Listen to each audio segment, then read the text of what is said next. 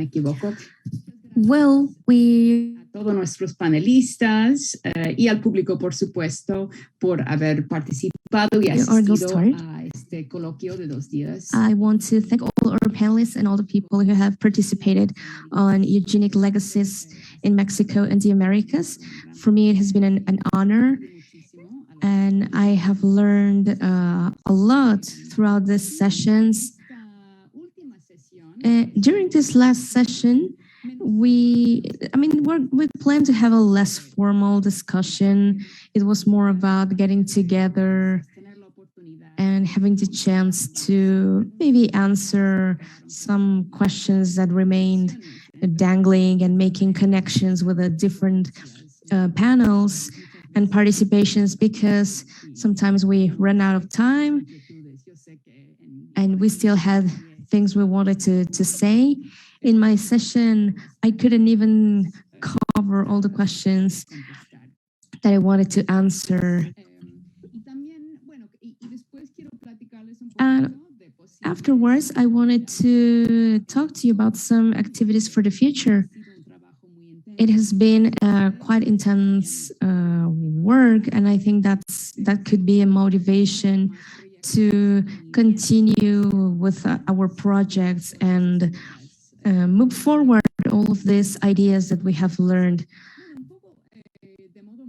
So, generally speaking, throughout these 2 days, we have covered, the sole idea of talking about this concept, this word, eugenics, as a problem is relevant because I think we all notice that we are not, we cannot completely agree on how to define it. Although there is a definition, good origins, good genes. However, is it really about just reproduction, or does it means any kind of violent interventions, or is it more a hygienic concept?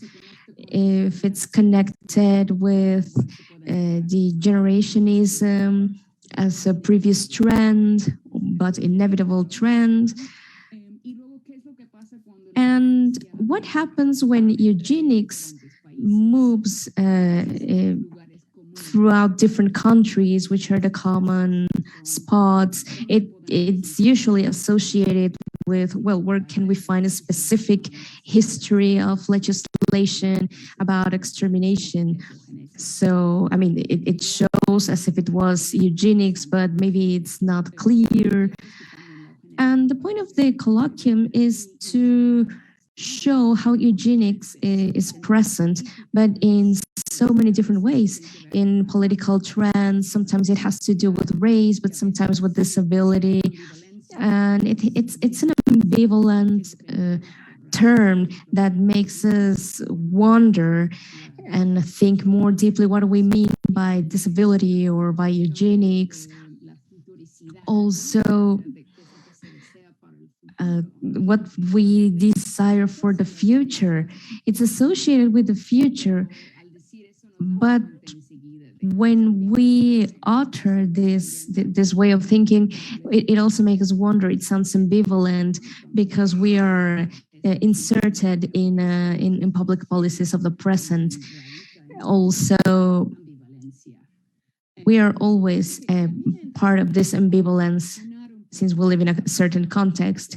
Another reflection that I wanted to make or to start is, how do we understand the scholar research, the investigation as scholars, and the most activist or the more activist role to criticize, to denounce, to participate in those historical currents that sometimes imply to speak out. So what are the connections of this between these different areas? I think that should be part of the conversation. So these are some of the elements of the topics that are relevant for me to continue a conversation with all of you. I also want wanted to talk to you a little bit about the message I sent to you. Maybe you haven't had the chance to check it out because it was a last minute thing, but it was about possibilities for the future activities, as Benedict Iver said. And maybe the audience knows this activity, and in this colloquium in particular, is just a part of a wider network of activities, congresses, colloquiums in different parts of the world. There was a colloquium of eugenics in India and another one in Japan, South Africa. There's a lot of material available on the website of Small Beginnings. And part of the project is creating a transnational conversation and moving forward with more possible activities that could include incorporating a wider audience, because whenever we talk about eugenics, sometimes it's implicit who are welcome to the in the space and who were excluded. De la vida, obviamente. Excluded in this case of the colloquium or an event or a conference, and thinking of it in a wider way, like who are always excluded, and open this up to a wider audience. So please feel free to make comments, share your perspectives, or state your ideas, and maybe talk more specifically about new possibilities of collective interest.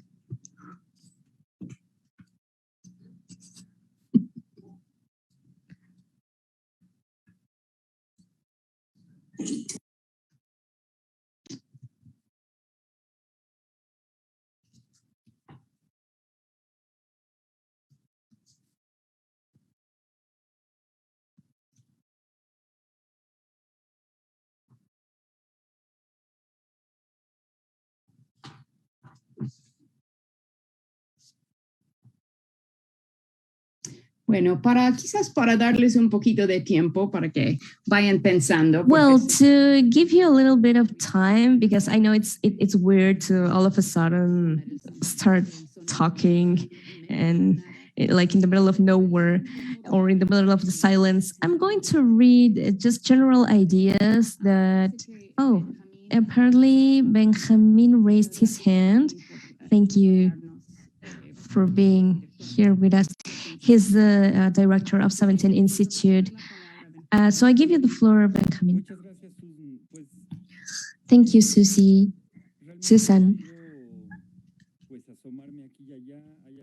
While I was checking out, I watched some of the sessions on YouTube. I wasn't able to attend live, but I wanted to, to thank all of you, of course.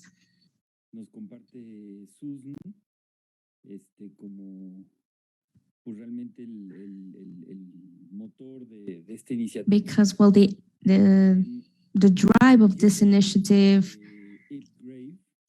I read something about Ed Grave, and I think, at least for me, I think that the question about the future initiatives place in context the very important discussions that took place throughout during this colloquium. So I have the feeling that in Latin America in general, we are still far away from, proportionally speaking, in the present, we still don't have a strong role. When the motivation behind this big network and effort has to do with with a specificity. I think there's indeed a specific. The way we get together is very specific, and therefore it's important, this invitation, not just because of the call itself, but also wondering what would be the next step. So personally speaking, and as an institution, I welcome this call out. Of course, all of you and the wider network, the wider network with which Susan connected us, and just as a first movement in this direction, I think it could be relevant to think on which are the challenges, the life challenges in the present regarding this subject, also considering the multiple and complex background. I think we have the feeling that we are going, or that we're moving forward. We are not the first ones on this technological and theoretical advances, but this feeling of being, like, regionally speaking, a metaphor of falling behind it doesn't necessarily matches the need and the weight that's present throughout the region. And this feeling of falling behind is really tough, because it gives us the feeling that we need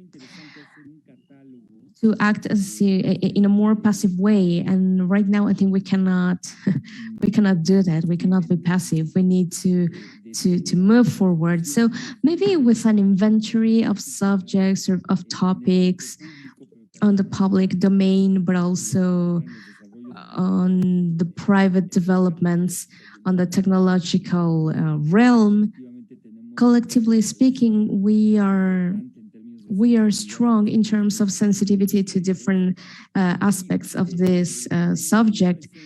And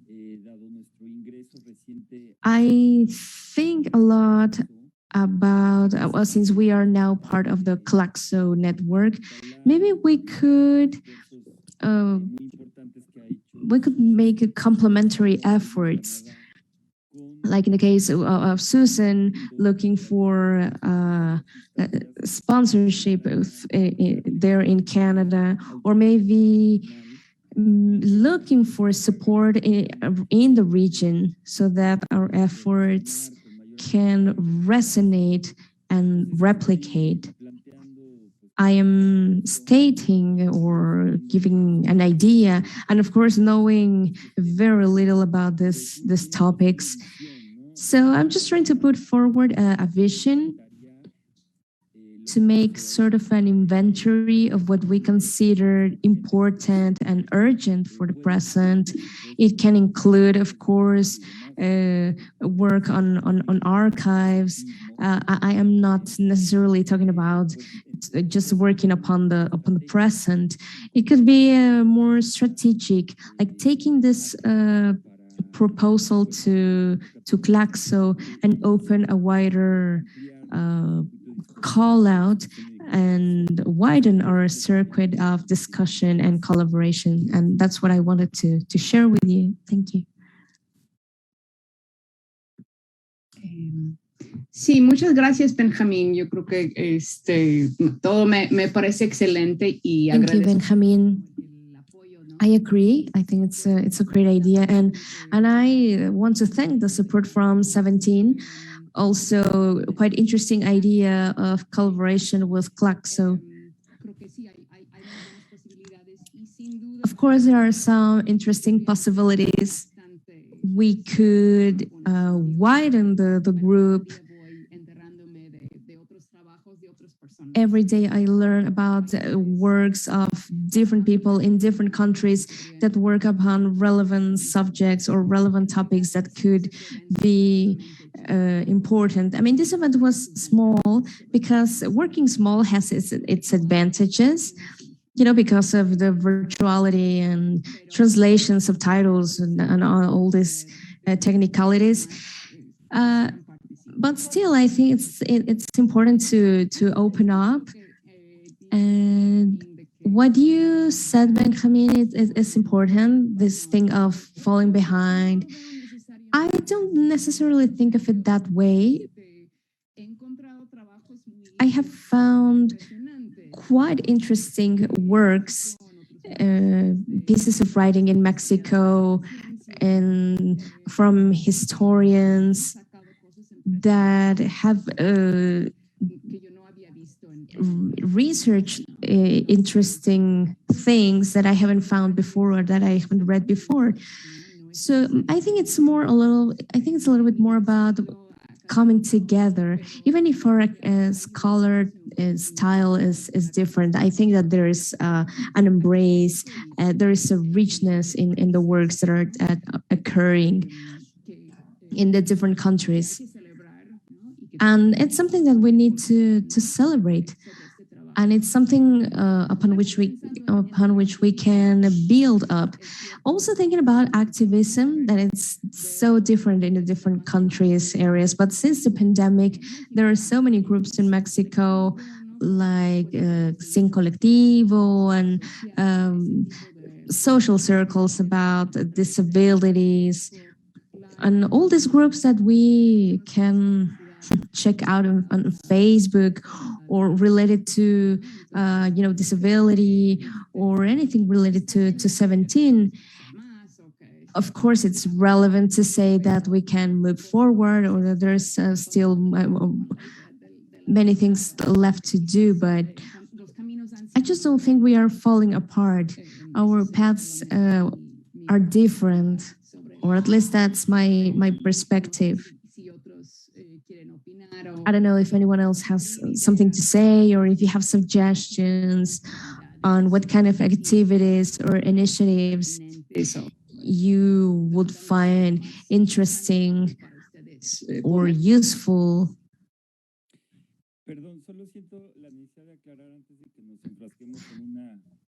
Okay, before moving forward, I don't mean falling behind in terms of the quality of the research. I'm talking a little bit more about the awareness, the public awareness on the implication of the different actors that take part of these processes. On that regard, the dialogue, I think that's where the dialogue is falling behind, and I think we should move forward.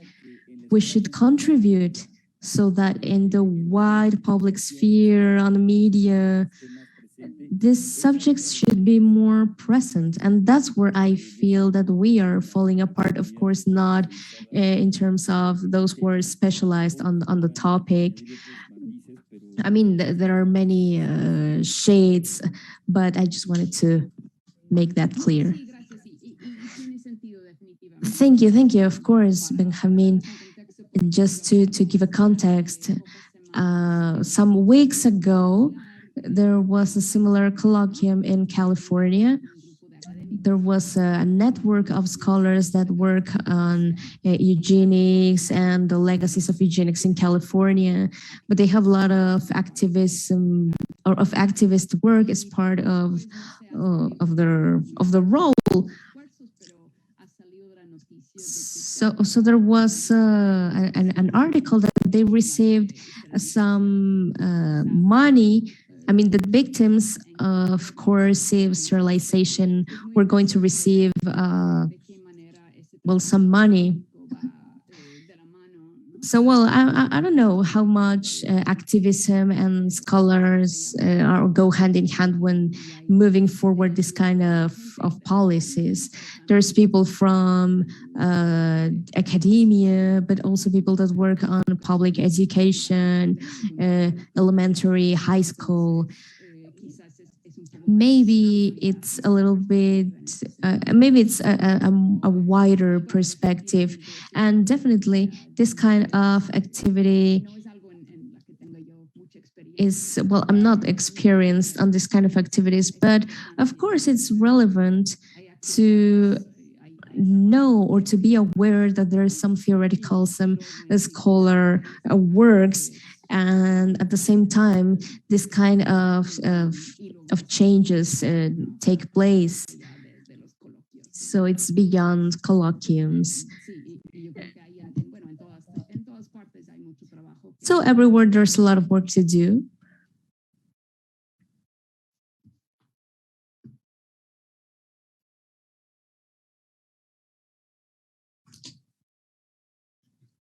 Adelante, Ariadna. Sí, muchas gracias.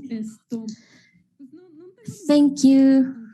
I don't have a specific proposal, but listening to you in this couple of days and listening to the questions. Recording in progress.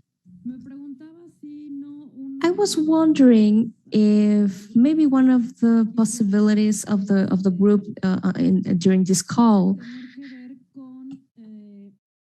could be about a more accessible discussion about the difficulties of the term eugenics, but also about combining what we are mixing in this colloquium, which is all these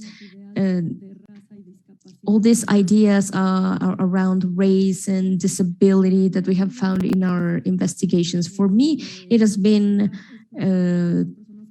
painful to listen the people who work with disabilities. I was not quite familiar.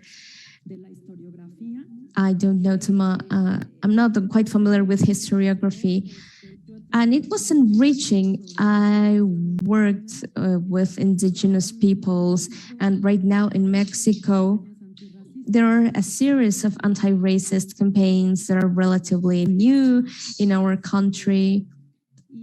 And I think that in terms of a public space, of a wider public space, we are at a good moment to have these conversations, and so that these conversations can have a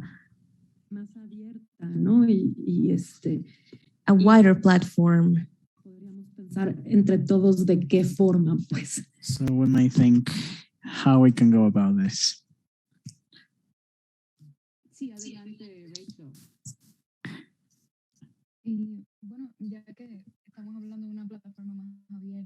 Now that we're talking a wider platform and the outreach being wider about what we are talking or about our publishing, I think that's a lot of work, like editing work. But we might follow Mary's steps and run a podcast having to do with eugenics in Latin America. I think this would be really interesting because just with us, we would pull 17 episodes, which would be mind-blowing. I don't know. I think, yes, there's a lot of like back-end work, but I mean, I know there are a lot of people. I myself have a podcast and it really works wonders in terms of stats, how many listeners you have across countries. So I think this is a good way to bring all of these to a wider audience than would have otherwise been exposed to. I think the podcast is a really interesting idea. I had already exchanged contact details with Mario about this. If you listen to Mario's podcast, you'll realize how interesting this is, because what he says is that, yeah, there's a lot of eugenics academic work, but what's lacking is the outreach to a more diverse population, maybe with brief episodes, maybe a 10-minute interview on a particular subject matter that could also be edited, which may turn out really interesting. We actually had the idea of run this brief podcast to have this event advertised, which wasn't possible in the end, but I think would be a fantastic idea that is doable and that is shareable. I have Carlos and Marisa. Go ahead. Hello, Susan. Come to think of it, the last conference that I participated in that was really related to this one was the Auschwitz release 75th anniversary, with many speakers from the academia, from activists, religious leaders, and so on. And so this conference wrapped up with an opera. The Passenger was called. And this was really interesting because wrapping up with this on an artistic high note joined the bonded the audience, the attendees, and resulting in an aesthetic experience which was also functional to spread out this genocide awareness. I'm thinking about a dissertation that I did a little ago in terms of the Berlin Iberian American Archive. One of the techniques in the first portion of the 20th century involved medicine, clinical medicine topics laid on the table with a number of plays. I remember one of the most famous ones, the inverted ones by Mr. González Castillo, where eugenics and sexuality was preponderant, which is a sort of mixture between naturalism and music and a musical. So this would be a good way to have performers implicated. If there is another on-site conference, we might as well wrap it up with a play on eugenics.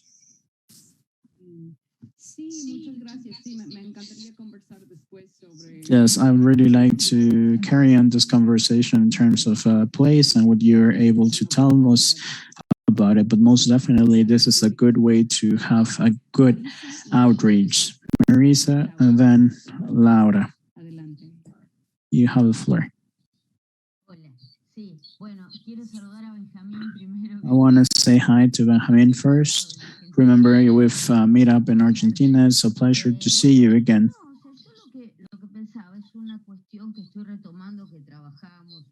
What I was thinking is a drafted proposal with Gustavo Vallejo having to do, and I think this setting would be appropriate to have forethought about it, is to run a social assessment, a social surveying, if you will.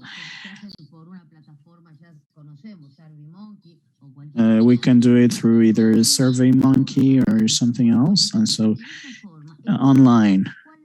And in this way, we are able to determine the source material, the social source material that we are finding ourselves with before we can lay down things, because this, I don't know if I'm making myself clear, because I think that this may also steer the future strategies.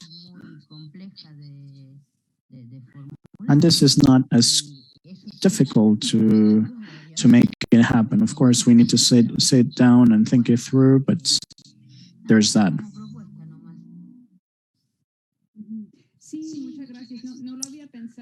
Thank you very much. I hadn't thought of it like that. I'm not that experienced either in terms of surveying, which I'm really amazed at by my colleagues' works who actually are, they do it, right? So it'll be great to have something like that put together. Laura.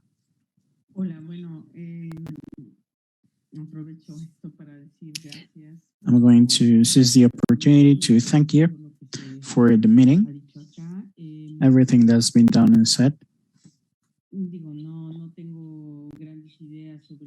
I don't have anything to contribute with off the top of my head. Something that I have been doing or working on is to start working from medical museums, which are a great example of what we could think as eugenics, or what we could continually thinking of eugenics, because museums are still exposing things without any thinking on bodies, on the deformities, without any active participations on those exposés. So most generally, the museums and the archives, how they're categorized, how they're results in some like research topics for medicine where eugenics is really linked to. So this is something already really important to think about. I have been working in Mexican medical museums, and I'm astonished at what is being said to date on reproduction, for instance, and so on. So we should take over public space that's albeit privileged as museums. So I think this is where many things could be done, and I think people are ready and are willing to participate, but thinkers like us could as well keep on writing and sharing.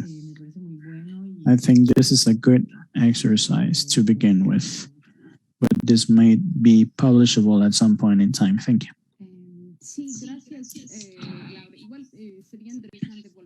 Thank you, Larry. It would also be really interesting to go back to museums and archives. There is a lot to say and to do, both in Mexico and elsewhere, as well. The possibility to do like an collective academic piece. This is not rolled out either. Diana, I see you raised your hand. You have the floor.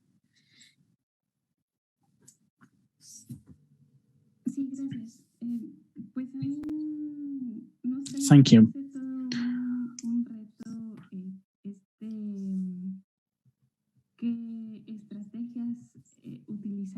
I think the potential usable strategies in the face of a social review is really interesting, because as Marisa was saying, I was talking about this. I would think that even baby showers, we're discussing like, as long as the baby is healthy, the rest won't matter, even on social media. Like, sometimes you stumble upon posts on maternity rights or disabled women, and the comments, the threats that stir from this, like, yeah, they shouldn't be reproducing and all that, they shouldn't be bearing children. So all of these remarks on our day-to-day lives, I was just thinking, of as a great challenge. Like, how can we position eugenics and its legacy in practice, right, in the field? I was also thinking about these other formats besides podcasts. I don't know, cartooning or multimedia content.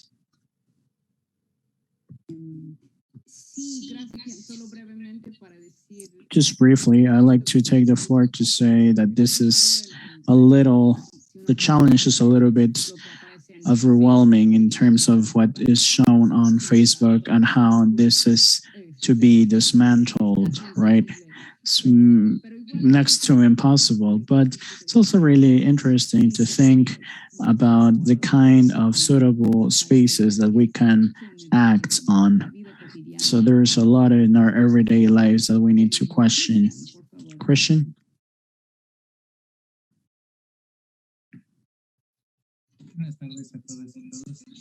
Hello again. I also like to thank you to all the participants. This was quite an interesting, enriching event with a bunch of ideas that we're taking home with. And so, in terms of the proposals that we were thinking, I think that we are looking around many formats, but something that's more important to emphasize. Most of us are thinkers in the academia, so we would need to focus first and foremost in a more outreaching academic work. And I think you may also be thinking in publishing something, and something that I think is relevant, which I want to highlight, is the ones that spoke out today. And I think that in these kind of events, we will need to listen from more disabled. I love the idea of Diana being here with us, but my understanding is this is the one disabled person that actually had a voice. I'm not aware with many deaf, knowledgeable of eugenics in Mexico at least, but we might want to reach out to those populations so they get to know more about these works, these stories. So I would think, I don't know, it's great to have an Mexican Sign Language interpreter, because in this way we can start moving the events in the deaf community, but they are other communities that should already be very interested in having this information on. So my suggestion would be to think not only in the form, but also the target populations, because at the end of the day, these are the ones who could most benefit from these kind of events. Yes, it's a really important point as well. I don't think that this is a result of a lack of personnel. We know that there's a lot of interesting work in the academia who identify themselves as disabled, albeit not necessarily directly working in the disabled studies. And also, we know that we can't be perfect.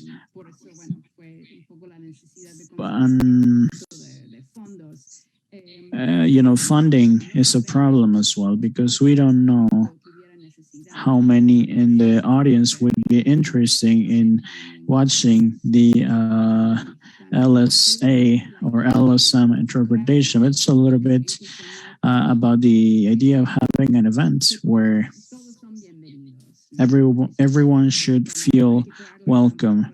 We must create like ramps for wheelchairs. Even if we don't have any wheelchair user, we need to create a condition so that at any point in time, anybody could come along and say, oh, perfect. So this is already worked worked through. And this is something that I loved about having the privilege of working with the 17th platform, whose materials are already available for those people who may not have been aware or having schedule conflicts or whatever. They are able to have access to that material so that they can log on and using extracts on lessons or whatever other opportunities that they may see fit. I think the access to our work is interesting in terms of the content that we are trying to draft and work on. Like who are feeling welcome in these spaces and who will be able to continuously work on this material. So this the access possibilities is something that I'm interested in keep on thinking about. The archive is also really interesting to go back to because I guess that many of you have done archiving in Mexico, but archive access may also be really interesting, or even museum archive access as well. It's not that obvious. On the one hand, law changes regarding the files to which one can have access. The National Federal Archive was a little bit more complicated to access to, those things who were otherwise wouldn't have been otherwise readily available. And also, I don't know, the extent to which a disabled person could go to the healthcare registry downtown Mexico City. How feasible that is that, right? It's not that obvious. So to have a look at the access to those materials regarding La Castañeda, the beneficiaries, and so on. So it's quite a challenge from a legal standpoint, and also, hence the importance of thinking about some bridging activity or other outreaching tool for a wider audience. I think this would be the bottom line. As a suggestion.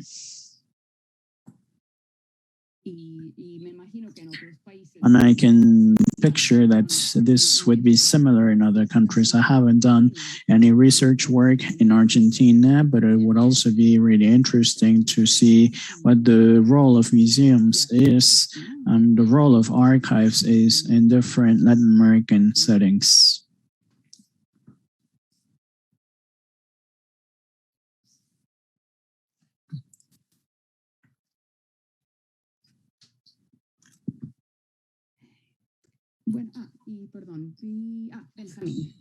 Benjamín. Bien interesante escuchar. It has been really interesting to listen all the terms mentioned. If I could pass this into a blank page, I think that there are two branches. First of all is a work among those directly involved and eventually others, maybe meetings or regular meetings, and the diversity of branches. It was interesting for me to talk about race. That is a relevant conversation right now in Mexico, and it's a vehicle for public history. About the podcast, I think we can synchronize our different efforts and channels and contribute with that. Of course, the editorial element and of this colloquium and other efforts to integrate all others. I haven't watched all of it, and I don't want to exclude. I mean, the part of museums is is also relevant. But I'm sure that if we had some regular meetings, maybe every month, with certain efforts or focus on certain specific aims, that could help us build wider and more specific projects. The effort of the survey, it's complicated considering the regional size, but I'm not saying this to minimize the possible effort. I think it's necessary. This regular meeting could be a good place to make projects sprout, and to have a forum to share ideas, to make cross references, to cross opinions, to challenge and invite other colleagues to widen the circle. There's nothing better than a regular work that becomes public. And also this strengthens the work. I think it's relevant in many levels.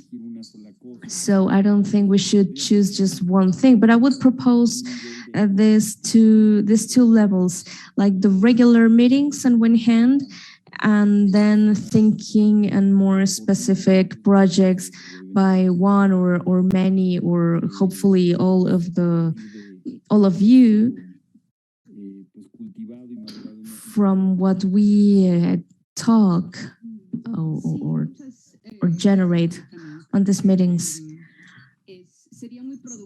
Thank you, Benjamin. That will be productive to have a space to talk on the specifics. Also, there's an idea, like this closer idea of the events around this anti-centennial.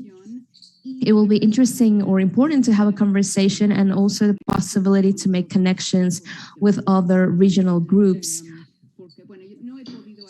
Because, I mean, so far I haven't attended all the events. I attended some panels at the Colloquium of California, but I think it's a good opportunity. We could check out if there are connections, if there are differences among regions and countries.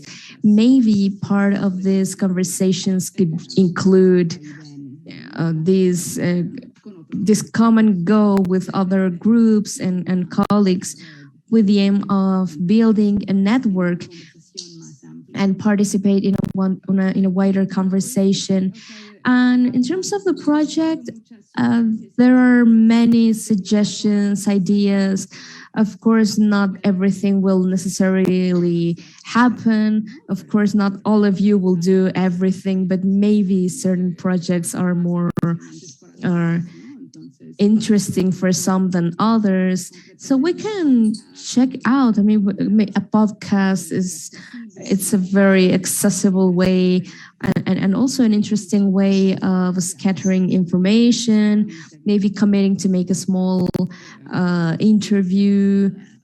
I think it's not too much, or it's not impossible, or maybe think of other initiatives. And the idea of the publication, maybe think of other participants, other possible participants.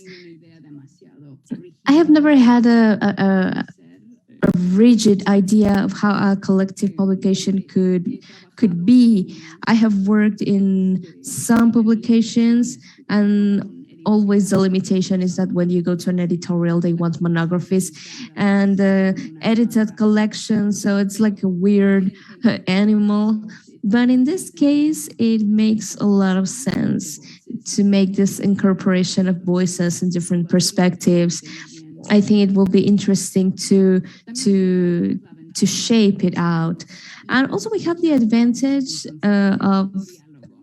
of listening to one another. It's not just a collection of pieces. There are real connections. and this way we could strengthen other works. I think that could be important, but it's a matter of taking a time to plan. And we are, of course, open to incorporate other works of other people, and maybe even people who were not present in the colloquium. So thank you so much to all of you. I know these days have been quite intense, a lot of ideas, many hours in front of the screen, but I am happy, and it has been a privilege for me having the chance to listen to all of you, all your ideas. There are so many subjects, so many questions. We couldn't answer all of them. We couldn't finish all of the threads in the conversation, but I think that's a good pretext to remain getting together among us and among other people in the audience who had interests and who were curious about your work. So thank you, all of you. Thanks, Benjamin. Thanks to the technical team who have worked amazingly throughout all these days to make this possible. So we'll keep in touch. I hope you have a beautiful rest of the week. So bye-bye, and congratulations everyone for your amazing work. Congratulations. And oh, thank Danny. Let's give her a round of applause. Y parece que se va a conectar Beatriz, entonces no me desconecto todavía. Beatriz. Hola. Buenas tardes, perdón, Anthony, estaba terminando. Hola, Beatriz. Estás apagada, estás en mute. En mute. Perdón. Creo que ahí se escucha, ¿no? Sí, ahora te escucho bien. Ay, mil disculpas, es que estaba cerrando otro. Sorry, I was closing another event, so I couldn't get out, and they were asking me questions, and no, thank you, Beatriz, we were just saying thanks to one another. It has been super interesting. I don't know how you do it in 17, like having 10 colloquiums every day. It's impressive. So it's a privilege working. It has been a privilege working with you. So we will keep in touch as soon as possible. Thank you. And thank you, Susan, the technical team, of course. And we will intertwine all these threads, hopefully. A ustedes y sí, estaremos en contacto si se les ocurren más. Thank you. We should keep in touch if you think of other ideas, suggestions. Everything is most welcome. We want to hear about you. So please reach out if you feel the need. I think we're going to close the session because we've been here for an hour and maybe you're tired and all, especially those who are in other countries. So see you soon. Bye-bye.